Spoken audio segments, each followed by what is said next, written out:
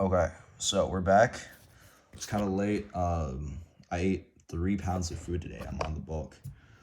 That's unrelated to this, but I just wanted to say that because why not? But friction. Another topic I learned about is this. So here first, we're gonna go into the case when there's no friction.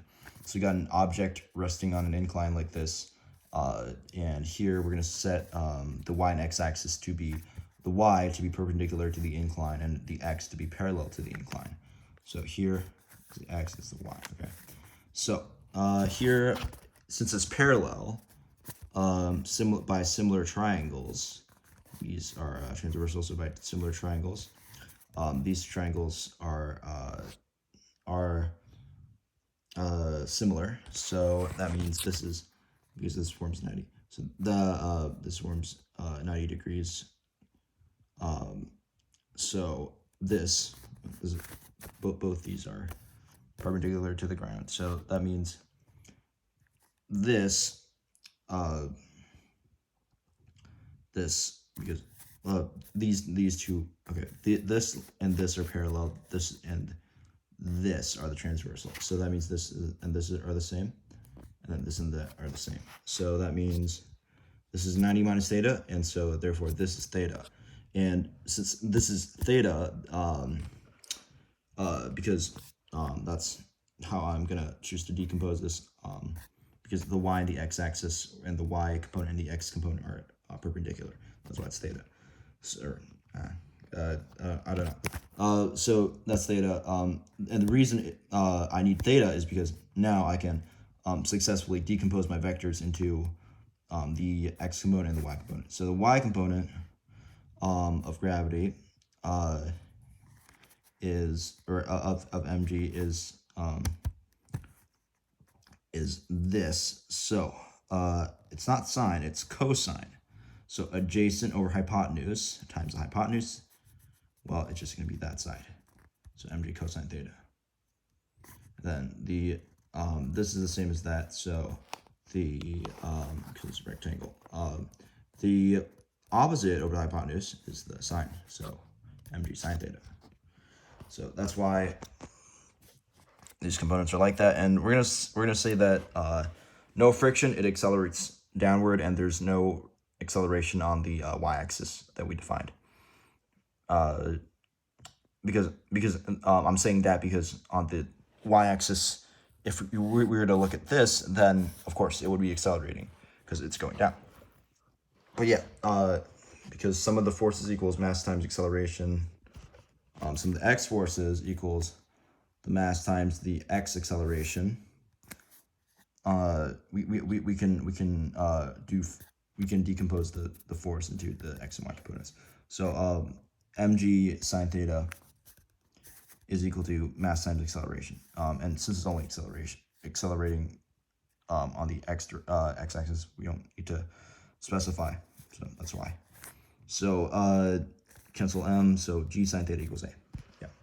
And then sum of y equals mass times acceleration. Well, that's 0. So sum of forces, this force plus this force, which is opposite to that, equals 0. That means n equals mg cosine theta. So we got these two equations. And now let's talk about when there is friction. So when there is friction, friction force equals mu times the normal force. If you push down on an object, then it's going to be harder to move versus if you just, move like that. If I push down, then it's going to be really, really difficult. Yeah. So, mu s, static and kinetic, there's two different types of frictions. First of all, pushing on it, I'm pushing on it right now, but it's not moving, versus pushing on it when it's moving, right? When it's not moving, yeah, okay, yeah, y'all get the point. So, got this picture. Now there's friction force right there. Opposite of mg sine theta from the x that we defined. So now same thing as before. We're not going to care about the y because it's doesn't move on this y-axis. So mg sine theta minus friction force, so this minus that, equals mass times acceleration. So that means friction force, substitute, the friction mu times n is equal to mass times acceleration, and we're gonna substitute n there. So now we got n equals mg cosine theta. So now the m cancels out. So sine g sine, and we can factor out the g here. So g times sine theta minus mu cosine theta. This is equal to acceleration. That's with friction. So comparison with and without friction. So if there's sufficient friction that can prevent all motion, then what's the case here? Well, if there's friction prevents all motion, that means acceleration, there's no acceleration. So that equals this. And then since g is a constant multiple, we can divide it out. So that means mu cosine theta is equal to sine theta. And that means mu is sine over cosine, which is equal to tangent. So mu is equal to tangent theta. And then if you put it back in here, tangent times cosine is just sine. Sine minus sine is 0. So yeah, that works out. So that's that. And now we're going to get on to projectile motion. Some pretty basic stuff, but just some review. The y-axis, x-axis, define it like that. So this is v naught sine theta, because this is v naught, and then sine is opposite over hypotenuse times hypotenuse is opposite, so just that. And then same goes for cosine, but adjacent. Okay, so h max is equal to vy squared over 2g. I think I proved that in some of the earlier pages. Yeah, let's see. So there we go. So now since this is not dependent on the x component, since its vertical height is not dependent on the x component of velocity, we say h max is equal to v naught squared sine squared theta by substituting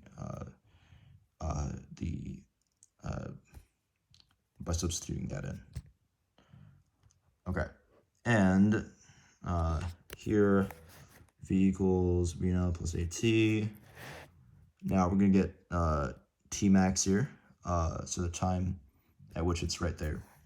That equals negative v naught sine theta over negative g, so negatives cancel out, so we got v naught sine theta over g. And then Tn is equal to 2 times T max, so that times 2. And then R, if we were to look at R is equal to 1 half AT squared. But there's no acceleration on the x-axis unless you want to count in air resistance, but we're going to assume that there's no air resistance. So there's that. Get rid of acceleration, so it's just the initial x component of velocity times the time it takes to get to the end, because there's no acceleration, so we can kind of do distance equals rate times time. So just r being the distance, v being the rate, and t times t being the time. So v naught cosine theta, that's vx, and then that times the t end, which we derived earlier. So yeah, that gets r equals v naught 2 sine theta cosine theta, or if you use trig identity right here on double angle, r equals v naught sine 2 theta over g. So the theta that maximizes r, well, we already we know that sine is maximized at 1, so sine 2 theta. So the others are constant, so we can't really initial velocity and g are going to be constant, so we can't really change that. So we just want to maximize sine, right, or sine 2 theta. So sine 2 theta equals 1, so we're going to take arc sine of both sides so we can manipulate the theta. So 2 theta equals pi over 2, and so theta equals pi over 4 is equal to 90 degrees. So, and here's the visual representation here. So this is the normal sine graph. This is the sine 2 theta, right? As you can see, the period equals 2 pi over a. In this case, a is our coefficient. It's equal to 2, so 2 pi over 2, which is pi. So that's the period. So as you can see here, everything is kind of shrunk by 2. So its max is also shrunk by 2, where it's pi over 2, and now it's just pi over 4. So that's that. And now we get into the problems. Right? I think there's only one problem here, but this is actually the first problem from the 2024 competition. So again, I rephrased this significantly just for purposes of writing. So an arrow is fired from the ground passing through 2 hoops, hoop 1 and hoop 2, both h from the ground. Yep. And then it passes the first hoop 1 second after it is fired, the other one 1 second later. What is h? The height. So how do we do this? Well, we actually know that by symmetry, parabola symmetry, these 2 points are symmetrical, so therefore this is also 1 second by symmetry. And we also know that for the vertex, again, also by symmetry, it's 1.5 seconds for it to reach the vertex, since this is 1. And the vertex is exactly the axis of symmetry for the parabola. So, yeah, we have that. So Tmax is equal to 1.5. So we can have 0, the final velocity, the y component, final y component here, there's still some x, there's still x velocity here. But the y component is equal to 0, and we're trying to find the initial y, velocity, and we're going to say that this is positive and this is negative, so that means g is negative. So initial velocity plus at, well, a is negative, and then t is in we already found that. So now here I just is 1.5 g, so just some algebra here. We get initial y velocity is 15 meters per second. So now we wanna find the height here. So now we're gonna solve for h, and we're gonna use our initial, because we're trying to find a vertical length. We can use our vertical y velocity. So h is equal to negative 1/2 gt squared, because g is negative, and then plus v naught y times 1, so plus v naught t. So here we do the math here, and then h ends up being 10. So that's how you solve that problem. Okay, and then we're on the home stretch right now. There's like 3 more pages. All right, so circular motion notation. So we have angular velocity, and that's really similar to frequency. Frequency is down here, and that's because it's only off by a unit. So frequency is how many times it turns per second. Angular velocity is how many radians it turns per second. So it's really off just by, it's the same thing, but in different units. One's in rotations, so rotations like 360 degrees or 2 pi. And the other one is in radians. So yeah, you can convert between the two by multiplying by a factor of 2 radians, as seen here. So another thing is period and frequency. So frequency is the unit is in hertz, and it is the number of rotations per second. So as I mentioned earlier, 4 pi, for example, that means it's 2 hertz, because, well, first of all, we can divide omega by 2 pi, but also because if you think about this logically, then 4 pi, that's 2 full rotations. So rotations, 2 full rotations per second, same thing as frequency. So, yeah. So the other one is period, and period is the number of seconds per rotation. So as mentioned, there were 2 rotations per second, and because there's 2 rotations per second, that means 1 rotation would be half that times 0.5 seconds. So that's what period is. Yeah, you can see the connections between all 3 here. These are arrows just showing how to convert between each. I just explained that. I also explained that, and this one is just substitute in frequency as 1/t, and then you can get these two, or this one from that. Yeah. Okay. Yeah. I covered that. If you couldn't tell already why they weren't why they're inverses, ones in rotations per second, and that being frequency, and the other one is in seconds per rotation, that being period. So kind of y over x is equal to, or y over x and x over y, those are reciprocals, and then reciprocals. So when we're talking about angular rotation, then we use slightly different letters. For example, x is theta, representing the angle, and velocity is omega, angular velocity, and that's in radians per second instead of meters per second. And then acceleration is alpha in radians per second squared, and then time is still in seconds, because there's not that many units for time. But yeah, if we were gonna use that older problem, and we were gonna find that was the problem. If we're gonna use that to find alpha, the acceleration, then what we can do is the initial velocity is 0 because it starts to accelerate, and then after 5 seconds it equals 4 pi radians per second, and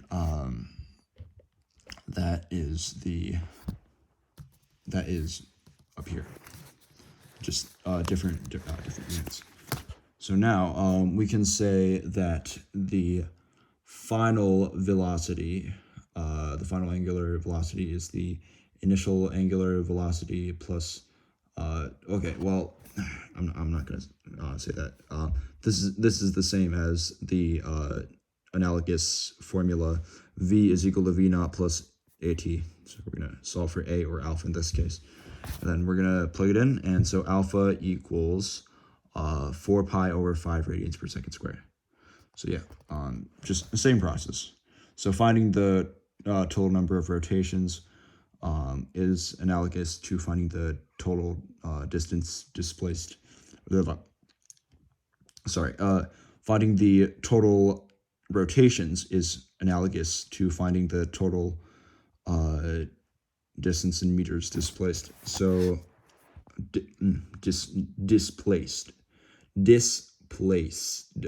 displaced. Okay. So we're gonna do the same thing as we would do for a parabolic motion. So here theta equals this, and we had that from earlier, and then 5 seconds. So we get 10 radians which is equal to 5 rotations, because each rotation is 2 pi.